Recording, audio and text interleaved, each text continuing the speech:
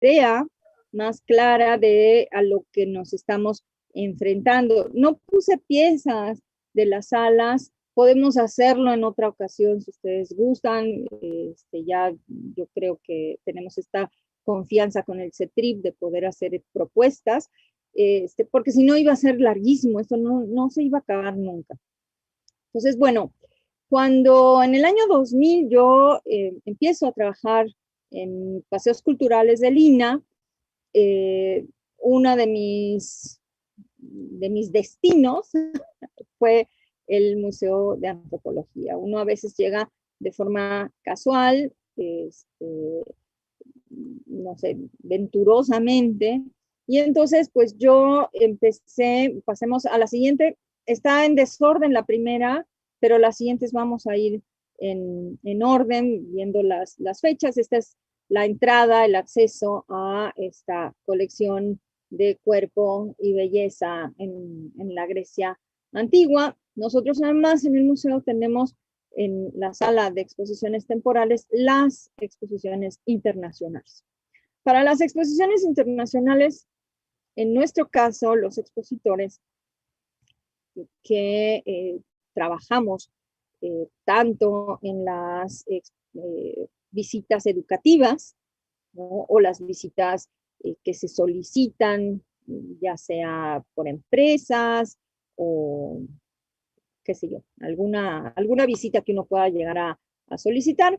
Nosotros, por lo general, sabíamos de la llegada de la próxima exposición, por lo menos con 2 años de anticipación. O sea, estas exposiciones que se manejan precisamente por la Dirección de Exposiciones Internacionales de Lina, pues hay una cantidad de trámites que se deben realizar. Los más complicados tienen que ver con el seguro de la exposición misma, y muchas de estas exposiciones ya venían curadas. ¿Qué quiere decir? Ya venía el montaje previo, porque a lo mejor había estado en otro museo, en una exposición que se había preparado para ir de paseo, estaba en otro museo, ya llegaba armada al Museo de Antropología, donde además, por lo general, viene el curador de la exposición. El curador es el que se encarga de todo el guión de la exposición, el diseño, qué sé yo.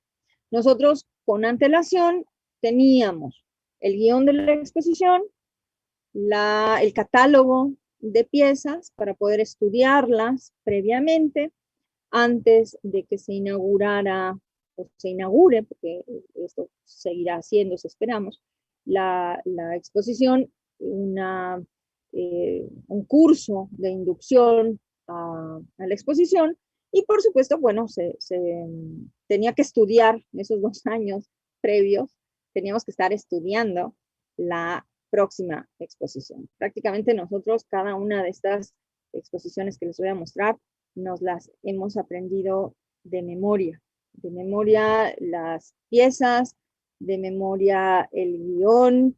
Hemos trabajado a lo largo el proceso de llegar a poder presentar una exposición. Por otro lado, yo trabajaba en las visitas nocturnas, VIP, que ahora vamos a hablar un poquito de qué sucede con estas exposiciones, y entonces además hay una serie de protocolos básicos que nosotros tenemos que tomar en cuenta cuando llevamos una de estas visitas. La siguiente, por favor, fíjense más o menos las fechas. Faraón fue tal vez la gran exposición que abre la puerta a las enormes exposiciones temporales. El promedio de piezas en cada una de estas exposiciones iba de 250 a 350 piezas en promedio para que nosotros pudiéramos hacer una selección. Es muy diferente que el visitante vaya y vea la exposición a que nosotros lo estemos guiando, y además de la información que estamos dando, tengamos, no sé, a mí me ha tocado gente en la cual hemos tenido que darle una visita en media hora, cuando la visita está programada tal vez para 2 horas, para tener una visión más o menos coherente, completa de la exhibición. Vamos entonces a ver algunas de estas exposiciones temporales. En todas ellas, pues participé yo como expositora. La que sigue, por favor. Después de Faraón tuvimos algo monumental con cerca de 500 piezas, que fue Isis y la serpiente emplumada, que fue un juego de curaduría entre México, Mesoamérica y Egipto. Ambas exposiciones las curó Zahi Hawass, reconocidísimo arqueólogo egipto, y en ambas ocasiones lo tuvimos a él dando el curso, lo cual fue maravilloso, más algunas de las visitas diplomáticas, él mismo las guió. La siguiente no tenía una foto, porque muchas veces no nos dejaban tomar fotos de las exposiciones. Otra, en ese mismo año, en 2006, tuvimos España, encrucijada de civilizaciones, una exposición fabulosa, 250 piezas, fue una exposición muy pequeña, 250 piezas que iban desde el Paleolítico español hasta el Levante, hasta el mundo helénico. O sea, fue una cosa fabulosa, con piezas muy pequeñas. En esas piezas, claro, la gente esperaba piezas monumentales, y en realidad, pues aquí había piezas muy pequeñas, pero de gran significancia. Desgraciadamente fue una exposición a la cual en México no se le hizo mucho caso, muy, muy lamentable, pero era excelsa la exposición. La siguiente, por favor. Zares, entre diciembre de 2008 y abril del 2009. Tuvimos que estudiar mucho para Zares. Yo también soy de formación historiadora, entonces eso me ha ayudado bastante. Fue fabulosa la colección del Hermitage, y la visita se empezó a instaurar algo en el museo. La siguiente, por favor, que en realidad la visita iniciaba desde la entrada, el acceso al museo, con estos enormes carteles fantásticos a tamaño natural, donde los zares preguntaban a la gente y le respondían en el cartel, ¿no? En el cartel mismo. Esto fue fantástico, porque uno, no sé, llegaba al museo, el museo es un placer el llegar, y entonces se encontraba a la gente tomándose fotos con las harinas o con los zares en el acceso al museo. Son de estas experiencias fabulosas. La siguiente, por favor. 2009 también tuvimos Pompeya y una villa romana. Fue también un trabajo fantástico de museografía. En esto trabajaron los museógrafos mexicanos, donde crearon la villa romana, ¿no? Dentro de esa sala de exposiciones temporales, ¿no? Teníamos pues una doma, una casa romana con todos sus espacios, y la exposición que giraba en torno a esta villa, algunos murales, algunas piezas fabulosas. La siguiente, por favor. En 2010, Moana, que fue otra exposición fantástica, enorme. Con Moana llegamos a las 350 piezas, de culturas de las islas del Pacífico Sur, con el curador que vino precisamente de Nueva Zelanda, más curadores mexicanos que tuvimos. Después, la siguiente, en 2012, ahí me faltaron un par de exposiciones, pero ya no encontré los carteles. En 2012, Cuerpo y Belleza, que ya vimos más o menos el acceso del British Museum. La siguiente, por favor, muy rápido, también en 2012, Samurai, otra exposición fantástica que hemos tenido. Lo que estamos viendo son algunas de las piezas de Samurai, y las muñecas. Hay una tradición en Japón, una vez al año hay una ceremonia de muñecas, ¿no? Y este altar de muñecas que ustedes están viendo fue donado por la Embajada de Japón al Museo Nacional de las Culturas. Entonces, además, este tipo de intercambios que se suelen dar entre países y entre museos, pues también nosotros no estamos exentos de ellos. La siguiente, por favor. En 2013, Visiones de la India, una cosa maravillosa, porque en Visiones de la India lo que teníamos era una cantidad de libros pintados a mano en hojas de palma, libros de rezos, una maravilla de piezas. Esta exposición pues se la esperó muchos años, ya lo sabíamos nosotros más o menos desde 2006 por ahí que iba a llegar esta exposición, y a veces pues las exposiciones están haciendo cola para poder llegar. La siguiente, por favor.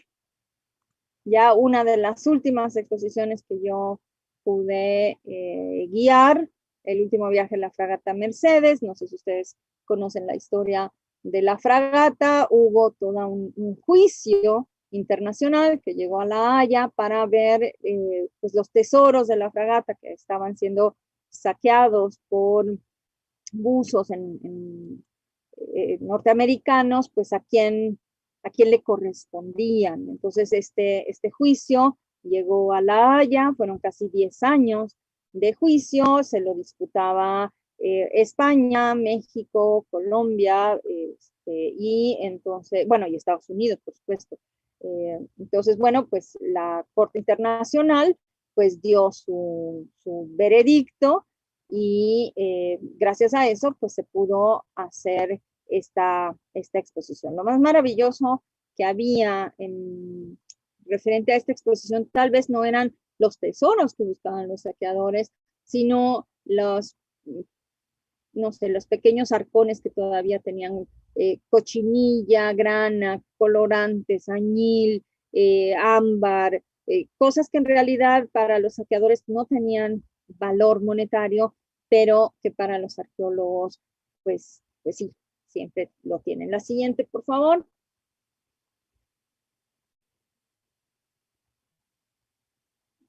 Bien, Belleza y Virtud fue otra de las exposiciones que vino entre el Museo de Atenas, el Museo Nacional de Grecia, y el British Museum.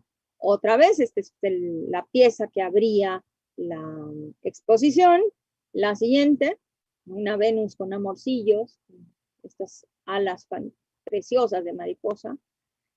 Otra exposición fantástica, Las huellas de Buda, con piezas chinas, ¿no? Las anteriores pues eran de la India, estas fueron sobre todo piezas chinas, ¿no? Traídas además del Museo Metropolitano de Nueva York. La que sigue, por favor.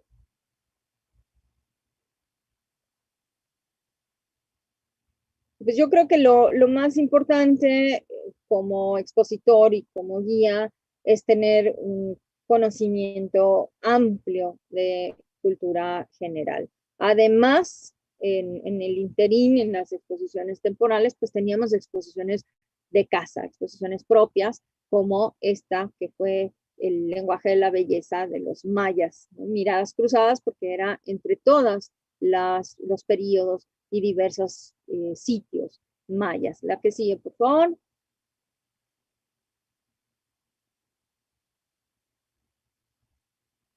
Y bueno, lo que decíamos, el promedio de piezas entre las que tenía o tiene cada una de estas exposiciones va de las 250 piezas hasta las 350 o podemos llegar a las 400 piezas.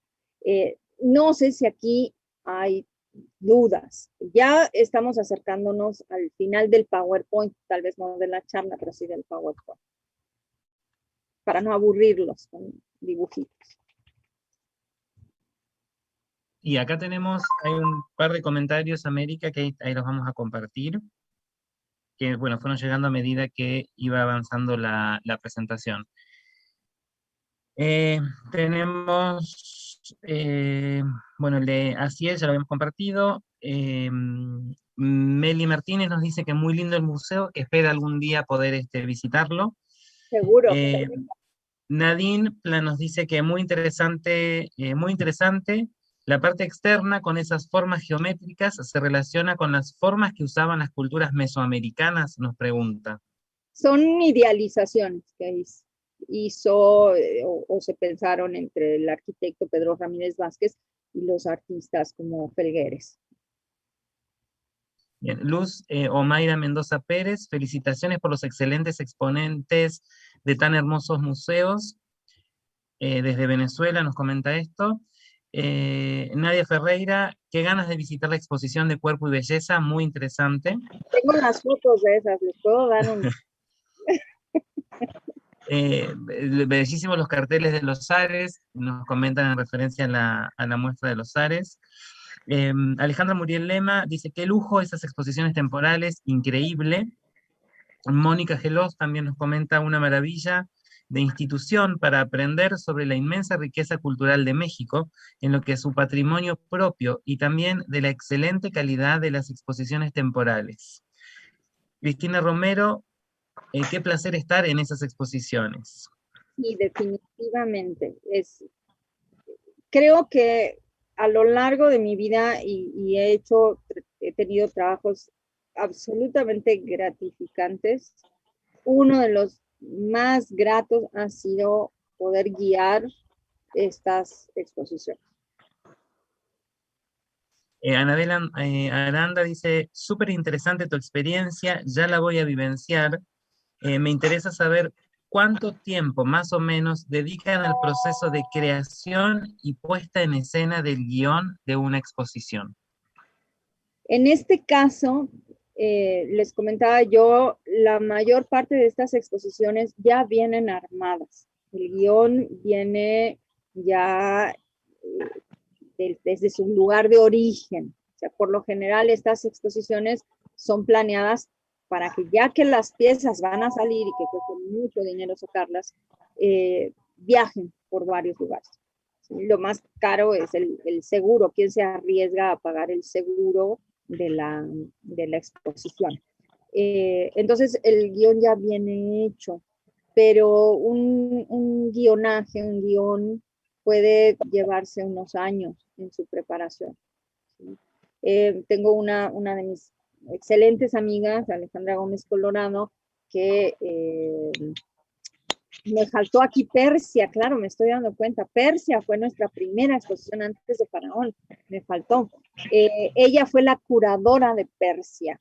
Y Persia, además de todo el tiempo que se llevó en la elaboración, ella fue a Irán, al museo de Irán, a las bodegas para seleccionar las piezas. En Irán le dijeron, no pueden salir ninguna pieza que está exhibida.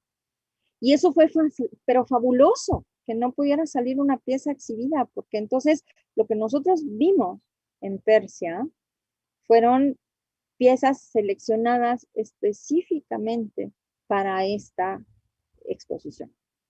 Fue maravilloso. Ella, tal vez, no sé si queremos invitarla, ella podría hablarnos de esta experiencia fabulosa que fue curar la exposición.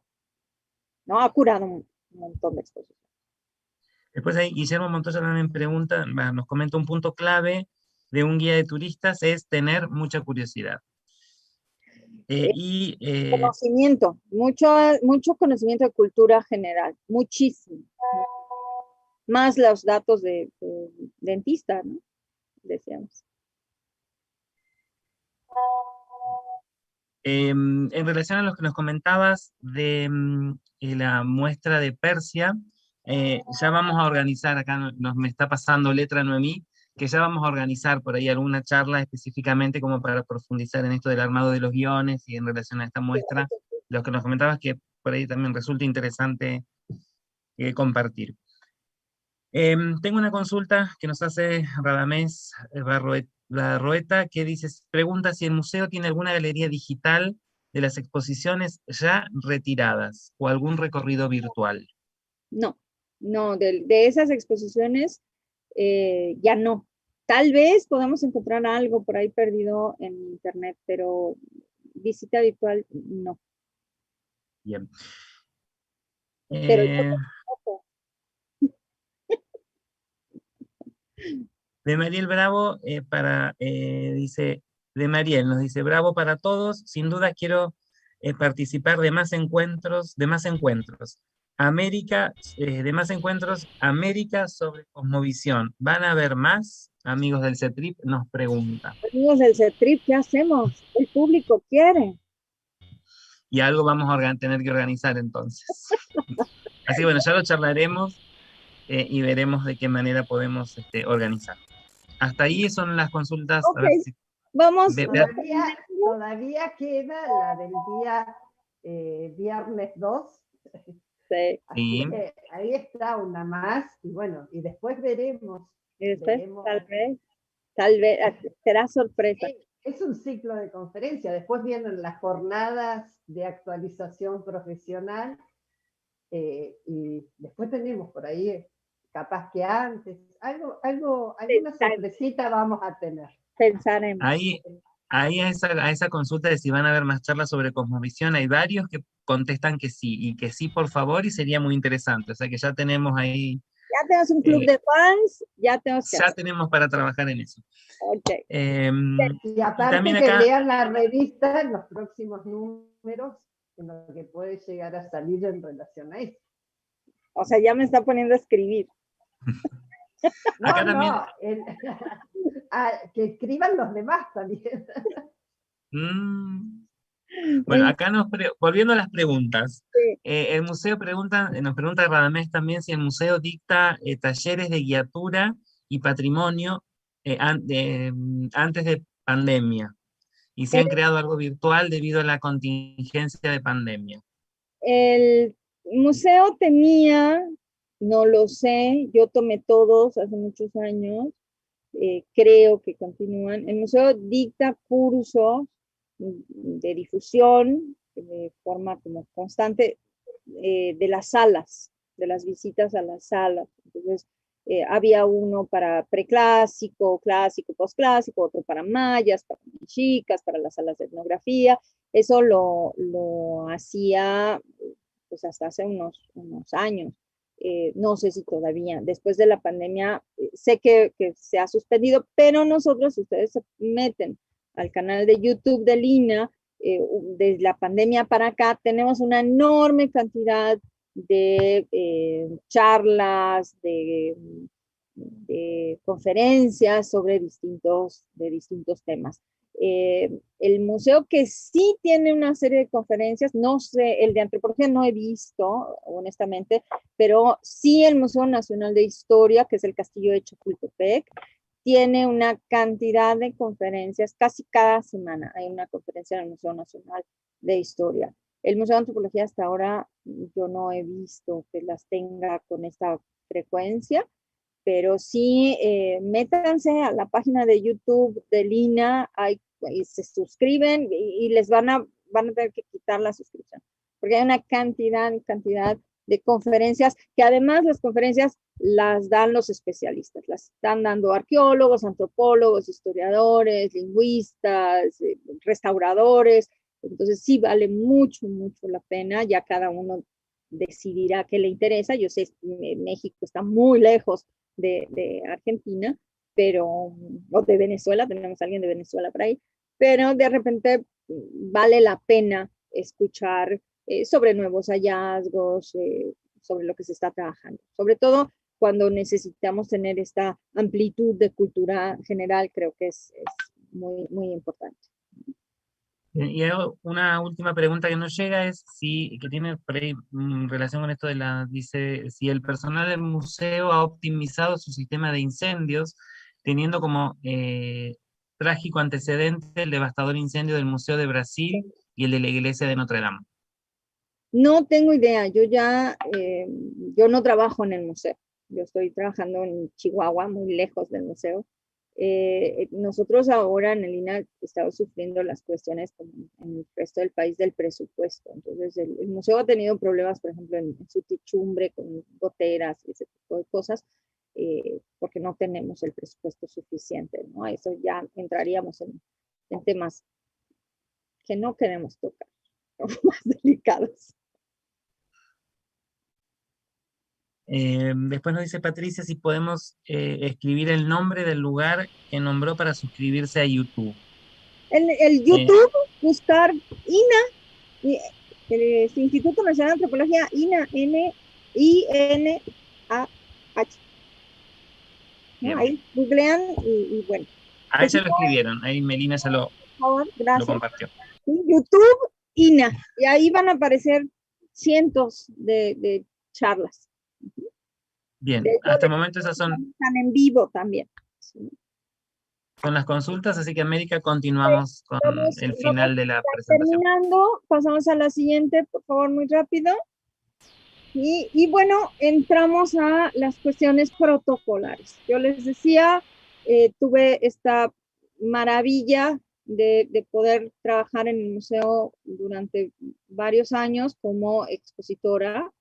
Y nosotros podríamos decir, tenemos 4 tipos de visitas básicas. Educativas, que son para escuela, cualquier escuela, lo cual las maestras a veces no lo saben, puede llamar al museo, programar una visita de su grupo, de su escuela. Tenemos el problema típico, donde encontramos niños con los papás el domingo visitando el museo, contestando cuestionarios, cuando en realidad pues, se podría hacer una visita con el grupo completo y programarla para que se la dé un especialista educativo, y además que tenga una serie de cuestiones de inducción y juegos, qué sé yo. Después tenemos los recorridos nocturnos en los cuales yo he trabajado, nocturnos que son solicitados para empresas, organizaciones, grupos de personas en particular, los VIP para cierto tipo de personalidades en específico, y las visitas diplomáticas. Las visitas diplomáticas son para las dan, perdón, bueno, sí, son para la diplomacia, ¿no? He tenido la oportunidad de llevar a un secretario de Cultura argentino, precisamente a visitar el museo, para, no sé, embajadas, presidencia, ese tipo de visitas, y las suelen dar los directores del museo, depende de la personalidad, los directores de los museos, los propios curadores o alguno de los especialistas. En las 3 últimas visitas es en las cuales yo he participado.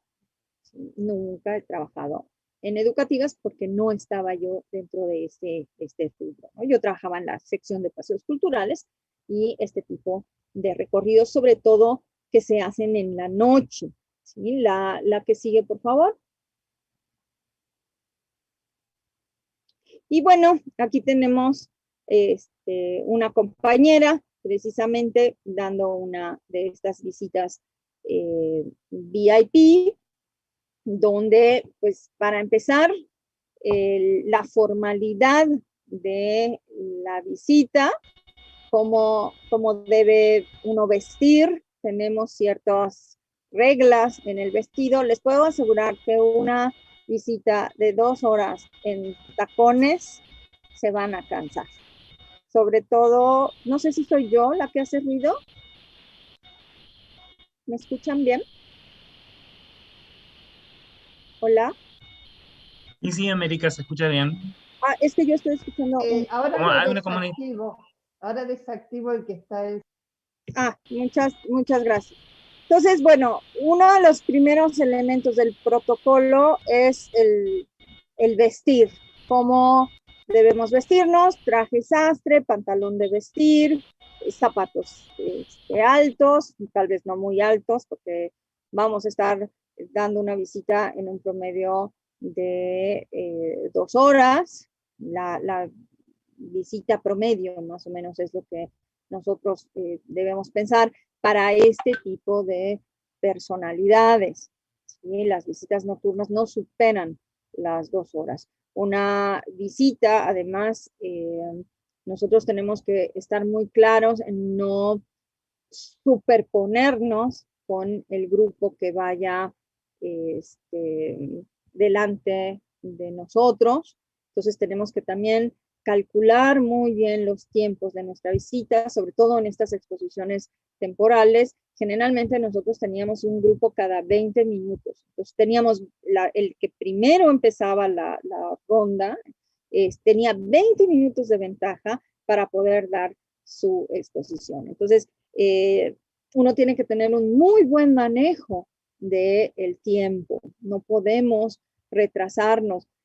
A veces en las exposiciones temporales, por ejemplo, en Isis, Serpiente Emplumada, que fue una de las exposiciones tal vez donde tuvimos la mayor cantidad de visitantes, pues teníamos que hacer hasta 4 visitas, 5 visitas en la misma noche, porque la cantidad de grupos, y para Isis Serpiente Emplumada éramos 12 expositores, 12 entre arqueólogos, historiadores, que estábamos dando esa visita. Entonces, podemos estar viendo la necesidad que vamos a tener de cómo hacer, cómo organizar nuestra propia visita. La visita no nos van a restringir cómo debemos realizarla. Uno puede hacer su propia selección de piezas.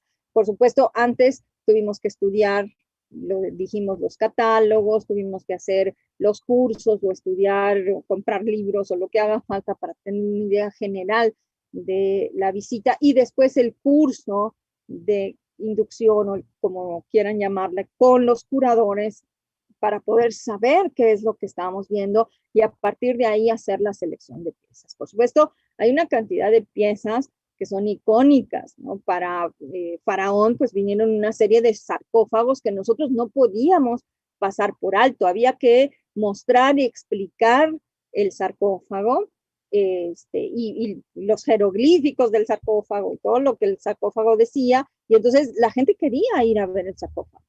No quería ver otra cosa, no podíamos tener una alternativa de esto, no se lo voy a mostrar porque me va a llevar mucho tiempo. Nosotros tenemos que hacer un muy buen cálculo. Por supuesto, antes de llegar a la sala con la gente, tenemos que preparar esa visita que nos va a llevar bastante tiempo. O sea, nosotros debíamos, después de los cursos, entrar en la sala y poder decidir cuál iba a ser nuestro circuito, cuáles son las piezas que íbamos a seleccionar, cómo las íbamos a seleccionar, cuánto tiempo debo yo demorar en cada una, teniendo en cuenta que la planificación que nosotros estamos haciendo del circuito de esa visita, no estamos contemplando las dudas y los comentarios que nos va a hacer la gente que vamos a llevar a lo largo del recorrido. Entonces, tenemos que estar pensando en todos estos elementos. La que sigue, no sé si queda una o dos, me parece que queda una sola. Bueno, esa soy yo, haciendo una visita. Entonces, también la flexibilidad que podamos llegar a tener, esta es una de las piezas de Chalcatzingo, con la visita, ¿no? Tenemos que pensar a quién le estamos dando la visita. En este caso fue un grupo de estudiantes universitarios, es un poquito más flexible que la de Jacinta antes, ¿no? La compañera se llama Jacinta, que estaba con un grupo de empresarios o de protocolar, vaya, ¿no? La que sigue, y con esto creo que sí, ya nos queda, ahí está. Entonces, cuando nosotros tenemos nuestra visita ya programada, sabemos cómo nos tenemos que vestir, buscamos nuestra ropita, preparamos nuestra visita. Además, tenemos que tener en cuenta que tanto en las visitas VIP como en las protocolares, ¿no? Pues tenemos que tener cuestiones aquí, estos manuales que uno suele ver de manejo de grupos, de organización de grupos, que nos dice rompa el hielo y puede hacer una broma, pero que no ofendan, no sé, que los manuales nos intentan ayudar sobre todo a los guías de turista en cómo vamos a hacer estas visitas, no funciona. O sea, no rompas el hielo con una broma en una visita diplomática. No puedes hacer eso, ¿no? Tenemos que aprender cuáles son los saludos, tenemos que tomar nuestro lugar, en este caso yo como expositora, además especialista, arqueóloga, decirle exactamente a la persona, usted va a ser llevado por mí, que hago esto, ¿no? Antes probablemente ya se lo dijeron. Entonces, no importa a quién nosotros vamos a darle la visita, algo que a algunas personas les cuesta mucho trabajo es esta idea que está en la cabeza de uno mismo de sentirse disminuido respecto a la persona que estamos guiando o avasallado por el nombre que lleva esa persona, ¿no? No sé, Paul McCartney. Entonces uno dice, oh Dios mío, voy a llevar a Paul McCartney. Sí, pero el Señor sabe que va a ir conmigo, que soy la arqueóloga.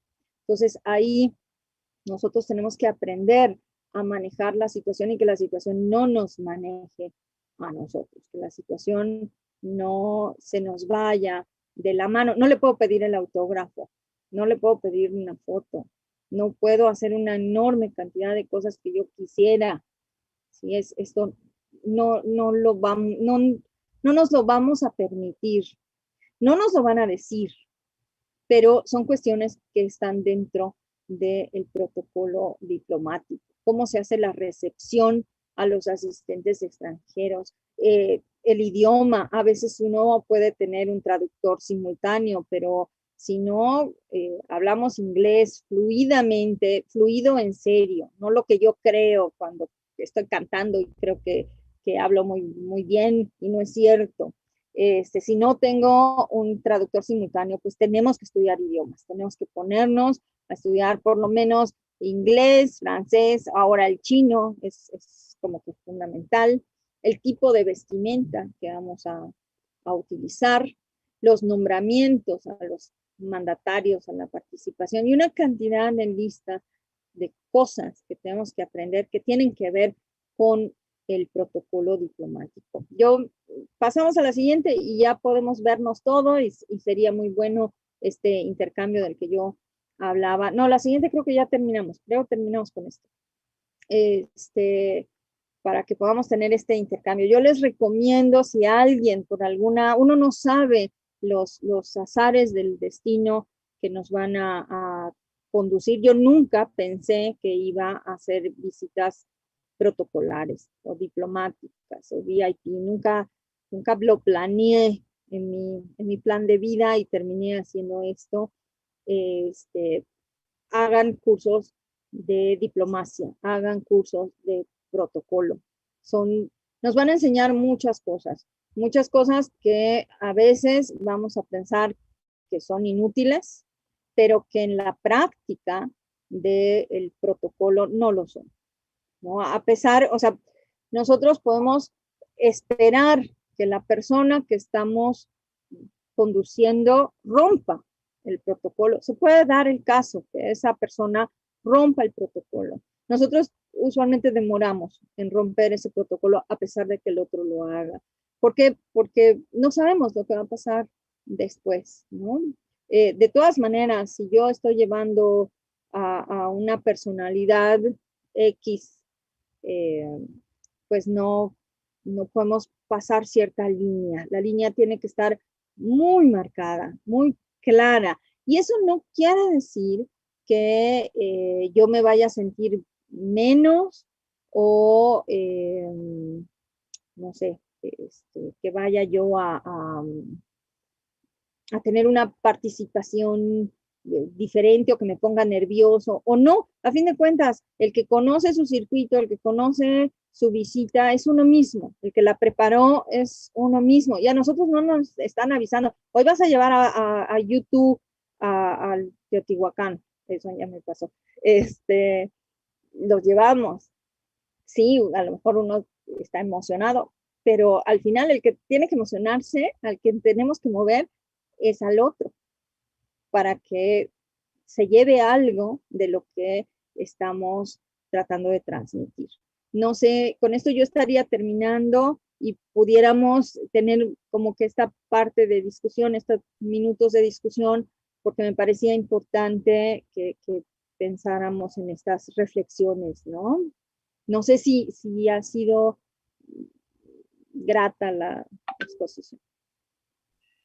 Respecto a esto que está comentando América, dice uno de los mensajes de María Juliana, dice, un placer nuevamente escucharte, América, mientras nos cuentas, tus mensajes transmiten realmente lo significativo de tus experiencias. Gracias. Gracias. Muchas gracias, América. Bueno, bellísima tu presentación. Muchas gracias, América, Cetrip, Unco y equipo. Patricia, después Mónica. Gelós nos dice, por demás motivadora tu presentación, América, con la pasión que transmitís todo. Muchas gracias y felicitaciones. Gracias. Agustina también, bueno, espectacular la exposición. América, muchas gracias. Excelente presentación. Y un mensaje, y bueno, ahí Agustina también dice que espera la presentación sobre Cosmovisión, y nos siguen poniendo un poquito. No, pero a mí me gustaría que entre todos, porque hay muchos guías aquí, pudiéramos discutir estas cuestiones, sobre todo protocolares, o si hay dudas. De repente uno no se encuentra todos los días con alguien que trabaja en protocolo, y hay muchas cosas en protocolo que a lo mejor pues se me dan, ¿no? Bien, después, bueno, comentarios, a ver si tengo algún otro. Muchas gracias por la presentación. América, muy interesante. Debbie nos dice que me acercaste a lugares que no conocía. Ángela, también felicitaciones por la presentación. Natalia Carrizo, siempre un placer escucharte. Nadine dice, nos consulta, ¿a qué te refieres con el nombramiento de los visitantes? Sí, muy, muy buena pregunta. El nombramiento, señora, señor, embajadora, embajador, o sea, ¿cuál es la forma en que nos vamos a dirigir a esta persona? Su majestad, su alteza, y no podemos confundir, su señoría. Ahí tenemos que estar muy claros. Antes tenemos que saber más o menos a quién llevamos. Una cuestión en las visitas protocolares muchas veces, o las VIP muchas veces, por cuestión de seguridad de la persona a la que vamos a llevar, no nos dicen a quién estamos guiando, no nos dicen a quién le vamos a dar la exposición, hasta el momento en que estamos frente a ellos. Entonces uno se quiere morir a veces, ya me ha pasado, ¿no? Que es alguien a quien uno admira muchísimo y le dice, ¡oh, no puedo creer que estoy! ¡Ah! Y te quedas bien seriecita, bien bonita, ¿no? Así que tienes ganas de decirle, yo lo admiro, yo soy su fan, fírmame aquí, no, pero sí tenemos que más o menos tener claro cómo nos vamos a dirigir, sobre todo a los dignatarios, ¿sí? Señor presidente, primera dama, ¿no? Tenemos que tenerlos muy, muy claros, porque son cuestiones protocolares. No podemos romper el protocolo. En protocolo hay una cantidad de pautas que nosotros debemos seguir y que nunca, jamás se pueden romper. Y en eso debemos ser muy, muy estrictos, muy rígidos al respecto. Suena raro, porque estamos en el siglo XXI y la gente dice, no, todo el mundo se lleva igual. Esto que me sucedió a mí, por lo general, cuando nosotros trabajamos con mandatarios, con embajadores, con quien sea, va el día antes, nosotros teníamos, en el caso del museo o en otros museos, en otro tipo de visitas, tenemos que estar con el Estado Mayor Presidencial para decirles, o con inteligencia, o con seguridad, o con quien sea, decirles cuál va a ser el circuito. No podemos salirnos de ahí. No es, ay, pero yo quiero mostrarle esto que se me olvidó. No, se vuelven locos. Seguridad se vuelve loca cuando llegamos a hacer un cambio en lo que ellos tienen preestablecido. Inteligencia se vuelve loca con esto, ¿no? a menos que lo haga la misma personalidad y que diga, yo quiero ir aquí. ¿Sí? Si lo hace, genial. Pero por lo general el día antes, nosotros tenemos que estar haciendo esta muestra de qué vamos a hacer, cuánto tiempo nos vamos a llevar en cada pieza. Por supuesto, esto se complejiza dependiendo de la personalidad que estemos guiando. No es lo mismo guiar a Obama que a otra personalidad de menor categoría, ¿no? El Estado, ahí vamos a tener al Estado presidencial, a la CIA y a todo el mundo, el día antes. Después hay que llegar el tiempo antes, nunca, jamás, jamás llegar con el tiempo contado a una exposición, jamás, siempre llegamos antes para evitar cualquier problema, cualquier retraso. Se puede retrasar la persona a la que le vamos a dar la exposición o la guía, nosotros no, jamás podemos hacer eso. Y bueno, pues uno se queda ahí en el vestíbulo del museo, paradito, esperando a quien va a llegar. A veces 20 minutos antes, uno está ahí paradito, vestidito, con sus taconcitos, su traje sastre, bien precioso, esperando. Y entonces a mí me dicen, viene un secretario de Cultura de una de las provincias de Argentina.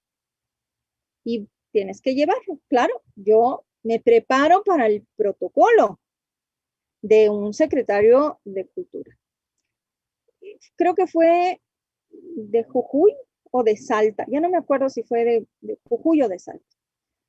Pues yo estoy ahí esperando a mi secretario de Cultura con todo el protocolo y de repente llega un hombre de cabello medio largo con una mochila en jeans, normal, una camiseta, y se me acerca y me dice, ¿usted es la arqueóloga? Y yo, sí, yo soy la arqueóloga. Pero además es como el cuento de las hermanas malas, ¿no? De que tratan mal a la bruja. Pues yo no puedo tratarlo, ay, no váyase porque estoy esperando al secretario de Cultura, ¿no? Entonces, pues sí, lo atiendo, que sea, soy yo, ¿no? Y yo esperaba guardaespaldas, o sea, esperaba todo los elementos de protocolo relacionados con esta persona. Me encantó darle la visita, porque pudimos romper un poquito la rigidez de ese protocolo, un poquito. El que rompió el protocolo fue él, no yo. ¿Sí? Entonces, nosotros tenemos que estar preparados para este tipo de eventualidades. No porque sea él, yo iba a llegar con jeans. Yo los jeans me los pongo en mi casa o cuando voy a excavar, pero debo mantener el protocolo en la visita. ¿Sí? Acá también, dentro de esta misma pregunta que nos hacía Nadine, dice, como siempre, un placer escucharte, todo tan interesante, ameno y simple. Cada día que pasa, más enamorada de la carrera y escucharte es inspirador y motivador. Muchas gracias a América y a todo el equipo de CETRIP que hacen posible estos encuentros. Muchas gracias. Después, Radamés dice, ¿alguna vez hubo un inconveniente cultural en el sentido de ser mujer y algún personaje no acepta ser guiado por una mujer? Por ejemplo, países de Medio Oriente. No, no países de Medio Oriente, no he tenido esto. Bueno, no lo he tenido con embajadores, ¿no? Porque hay una cuestión del país que van. Pero sí me ha pasado con algún africano una vez. Sí. Y pues te hace el cambio ya, tranquilamente. Uno ni siquiera se tiene que ofender. ¿Sí? Volvemos a la necesidad de la cultura general. ¿Sí? O sea, ahí, bueno, pues no me llevé yo la visita, listo. Con otros no, y sobre todo con los embajadores. Había un embajador de Sudán, qué cosa más maravillosa era darle visita a ese señor, que siempre además iba con su vestido tradicional, un placer, y por lo menos le daba yo, de las embajadas con las que tuve, así como que recurrencia, han sido las de la India, cuando había una embajadora divina que había estudiado en Cambridge, Y cada mes le estaba llamando visita a la Embajada de la India, de Sudán, algunos latinoamericanos, Brasil, ¿no? De repente uno siente esos placeres, ya el protocolo era diferente, ¿sí? Porque ya eran muchas veces, muchas visitas, muchos años, ya nos conocíamos, hasta que cada uno cumplió su función y se fueron, ¿no? Bien, bueno, también infinidad de mensajes agradeciendo la presentación, la claridad en la exposición, la experiencia que nos transmitís, lo que transmitiste en la exposición. Em, Dice, excelente presentación, un gusto, un gran gusto poder participar desde Tafí Viejo, Tucumán, Argentina, nos dice Karina Ruiz. Muchas gracias por las experiencias transmitidas. Estuve en México unos meses y amé muchos de los museos que tiene, tanta historia y cultura. Gracias nuevamente, saludos desde Perú. Excelente presentación América, nos dice Dayana, bellísima presentación. Y acá hay una consulta, dice, cuando se realiza una visita, una guiada VIP, ¿el museo se encuentra solo abierto para ellos o también hay otro público? A veces, a veces. Las guiadas VIP sobre todo no. Las de Presidencia de la República sí, puede estar cerrado, como la visita de Obama, por ejemplo. Sí. Cerrado el museo, por lo general hay varios curadores que pueden llevar la visita, a veces es uno, pero para las presidenciales, para algunas de este tipo, sí, para embajadas a veces no, y se hacen en la noche, entonces sí, en la noche el museo cierra a las 5 de la tarde, entonces nosotros podemos tener estas visitas a las 8 de la noche, a las 7 de la noche. Sí. Y después acá, Radamés nos pregunta quién fue el personaje, el más alto personaje que llegó a atender y si también le tocó a algún artista. Algún artista me ha tocado por ahí, varios, algunos presidentes, algunos embajadores, eh, algún tiempo también a la presidencia de la República en México, varios, no voy a dar nombres, pero También Michelle nos consulta cómo se motiva a alguien que va obligado o con una mala actitud a un recorrido por el museo. uy, eso es muy complicado. El que va obligado no va a querer cambiar, a menos que haya algo que lo impacte, que sea tremendamente impactante. Me ha tocado, hablando de presidencia de la República, cierta primera dama que descubrió el museo y le encantaba visitarlo, y entonces a cada rato era muy bueno porque a nosotros nos pagaban más. Teníamos visitas con ella y sus amigas, y yo nunca pude entender para qué iban al museo y no mejor se sentaban en un café a hablar, porque nunca me escuchaban. Pero mi trabajo, o sea, yo no puedo pararme y decirle, oiga señora, estoy trabajando. Pero hablaban del chofer, de fulana, y ya viste que me engano, y ya viste lo que pasó, y yo creo que era su escape poder llegar al museo, además que lo había descubierto. Otras veces ocurre la frivolidad de como la visita me la va a dar un arqueólogo, entonces voy, ¿no? Aunque no me interese lo que estoy escuchando.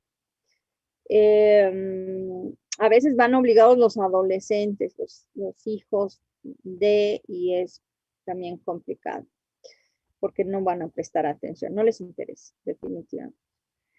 Nos pasó un evento, fue en Isis, que hubo un sarcófago de granito que no tenía protección, pues era de granito, nada más se puso como que el límite para poder observarlo, y una joven con uñas muy bonitas, de repente dijo, ¿y esto de veras es de piedra? Y agarró sus uñas y hizo así por el sarcófago de granito. Y en ese momento no nos tentamos el corazón, se llamó a seguridad, se armó un gran escándalo, por supuesto. Yo tuve que hacer un reporte, mi superiora tuvo que hacer otro reporte, la cual se la sacó de la sala. Me amenazó, me dijo, no sabes con quién estás hablando, ni tú tampoco. Ahí sí rompí el protocolo, ahí se rompe el protocolo, ¿no? Porque estamos teniendo en custodia una pieza que alguien, un país confió en que México la va a cuidar. Y entonces, bueno, pues ahí hubo que hacer un informe en el cual se dijo que esta persona había, pues, no solo tocado la pieza, sino pasó sus uñas, por suerte era de granito, o llega a ser otra pieza, podía haberla rayado, podía haber lastimado la pieza, no pasó a más, pero sí hay toda una serie de papeleos que hay que hacer. Esa persona tampoco estaba interesada en la exposición, entonces uno tiene que aprender también cuando rompe el protocolo, cuando no se rompe, cómo se lleva una visita. Aquí no jugamos a caerle bien al visitante. No es nuestra función caerle bien al visitante, es informarlo. Es que Yo tengo una duda. En ese caso, ¿el museo se reserva el derecho de admisión?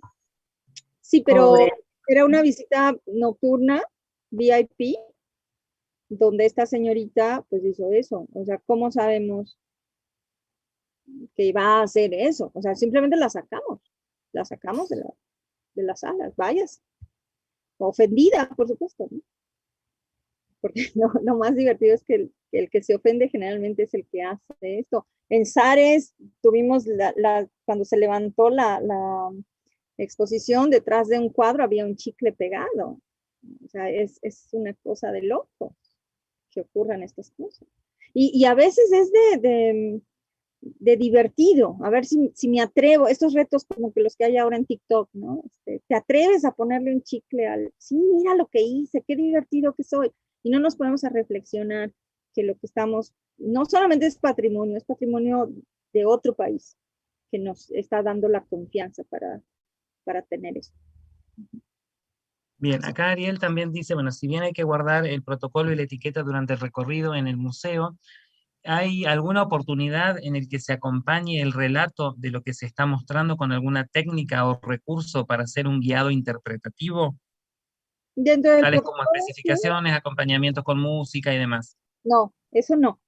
No, eso no. Dentro de la exposición uno la tiene muy planeada, podemos tener anécdotas, podemos sacar de repente alguna cosilla picante, si no hay un menor, picante pero que no ofenda, o sea, detallitos por ahí, con Zares esto era fascinante, ¿no? Con las harinas, con Pedro II, pero tenemos que guardar un control nuestro sobre todo, pero no, algo con música, no.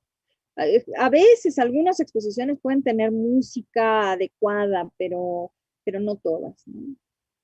Bien, esa sería una de las últimas consultas, preguntas. Después, bueno, comentarios como sin cultura turística, a pesar del estrato, en referencia a esto que comentabas de la anécdota del sarcófago de granito.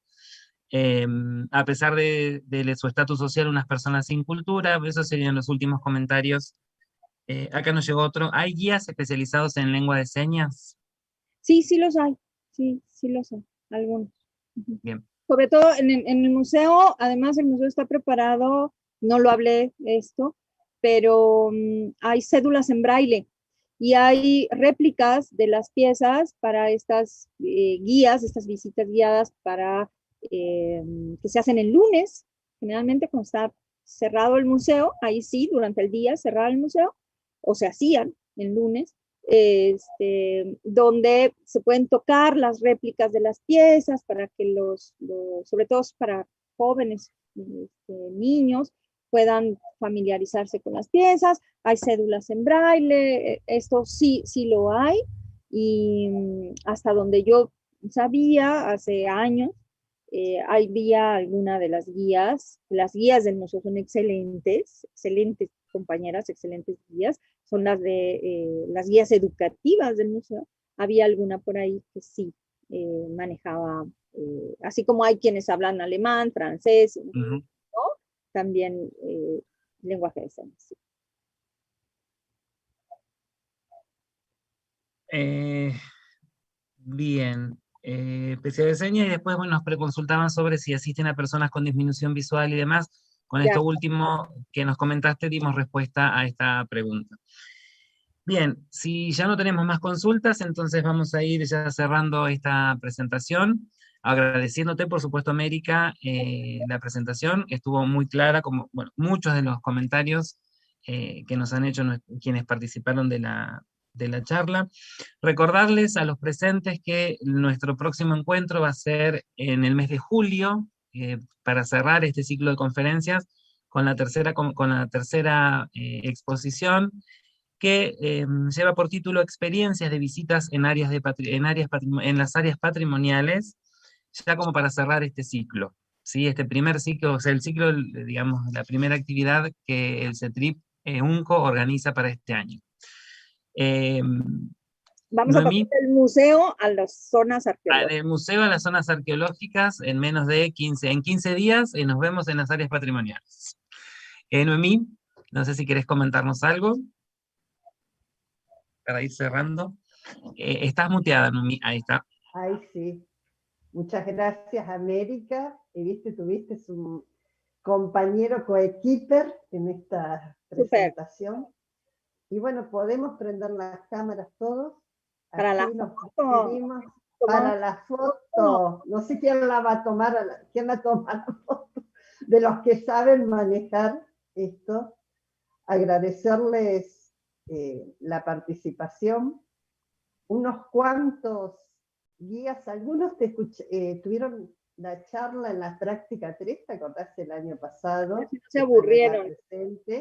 No, vinieron, están acá.